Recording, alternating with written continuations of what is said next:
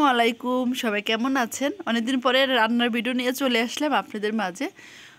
তো আজকে ডিম দিয়ে আলু দিয়ে রান্না করব, ডিম আলুর ঝোল রান্না করব। তো ভাবলাম কীভাবে রান্না করতে শেয়ার করব, আশা করি আপনাদের ভালোই লাগবে। আজকে রুমে কেউ না, আমি একা, যেহেতু কথা বলতে পারবো, সবার সামনে আমি কথা বলতে পারি না, তার জন্য ভাবলাম আজকে ভিডিওটা বানাই নেই। অনেক ভাইয়ারা আমার ভিডিও দেখে রান্না করে দেখে, তাই আমার শুনে অনেক ভালো লাগলো, তার জন্য ওই ভিডিওটা বানানো। আজকে ডিম দিয়ে আলু দিয়ে কীভাবে ঝোল রান্না করব তাই শেয়ার করব। এখন এটা সিদ্ধ হবে, এখন আমি যাব গোসল করে, এটা সিদ্ধ হতে হতে আমার গোসল করা হয়ে যাবে। তো এসে রান্নাটা বসাবো, দেখতে থাকেন, আশা করি ভালো লাগবে। চলেন। গোসল সেরে এসে থেকে ডিম আলু সিদ্ধ হয়ে গেছে, এখানে আমি ছিলবো। এই তো এখন ডিমটা ভাজবো, এখানে হলুদ লবণ দিয়ে দিচ্ছি, দিলে হয় কি ডিমটা ছিটে না। ভাজা হলে পরে সিলা হয়ে গেছে, এখন আমি এটা মাখাবো, মেখে পরে রান্নাটা করব।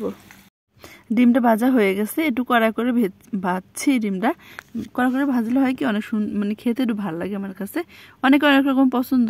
এতো আমার ডিমটা ভাজা হয়ে গেছে, এখন আমি এখানে মশলা দিয়ে দিচ্ছি, মানে জিরাটা দিয়ে দিচ্ছি পাতিলের ভিতরে। জিরাটা দিলে হয় কি অন্যরকম একটা ফ্লেভার আসে। পেঁয়াজ কুচি দিয়ে দিচ্ছি এখানে। তো পেঁয়াজটা ভাজা হলে পরে আমি এক একে সব মশলা দিয়ে দিব।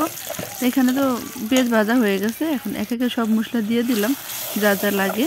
তার আদা বাটা, জিরার পাউডার, হলুদ মরিচ সব দিয়ে দিচ্ছি।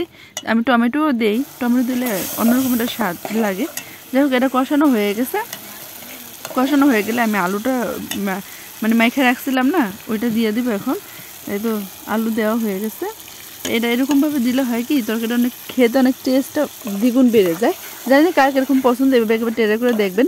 যদি আপনাদের ভালো লেগে থাকে একবার অবশ্যই ট্রাই করে দেখবেন, অবশ্যই ভালো লাগবে ইনশাল্লাহ। আমার তো খুব ভালোই লাগে এমনি খেতে। যাই হোক, কে কোন জায়গাতে ভিডিও দেখতেছেন অবশ্যই কমেন্টে জানাবেন। কিন্তু আমার এটা সিদ্ধ করে বসাইছি, অর্ধেক হয়ে গেছে, একে সব ডিমগুলো দিয়ে দিব। তো আজকে মানে তরকারিটা কালারটা কীরকম হয়েছে, আপনাদের কাছে কেমন লাগছে অবশ্যই কমেন্টে জানাবেন। খেতে কিন্তু মাশাআল্লাহ অনেক মজা হয়েছিল। তো 4টা কাঁচামরিচ দিয়ে দিলাম, এখানে 4টা দিয়ে দিছে, দিলে হয় কি ফ্লেভার আসে। যেহেতু আলুর তরকারি ধনেপাতা তো অবশ্যই দিব, ধনেপাতা না দিলে তো হয় না, আমার সব তরকারি ধনেপাতা দেওয়া লাগে। যাই হোক, আমাকে খুব ভালো লাগছে। তো আজকে ভিডিওটা কেমন লেগেছে, ছোট্ট একটা ভিডিও, যদি ভালো লেগে থাকে অবশ্যই লাইক কমেন্ট শেয়ার, আমার চ্যানেলটাকে সাবস্ক্রাইব করে দিবেন, আমার পাশে থাকবেন। আর কে কোন জায়গাতে দেখতেছেন ভিডিওটা অবশ্যই কমেন্টে জানাবেন। আর সবাইকে অসংখ্য ধন্যবাদ ভিডিওটা দেখার জন্য, ধৈর্য সহকারে। তোমার তরকারি ফাইনাল লুক তো কত সুন্দর হয়েছে মাশাআল্লাহ। আপনারা অবশ্যই একবার ট্রাই করে দেখবেন, আশা করি আপনাদের ভালো লাগবে।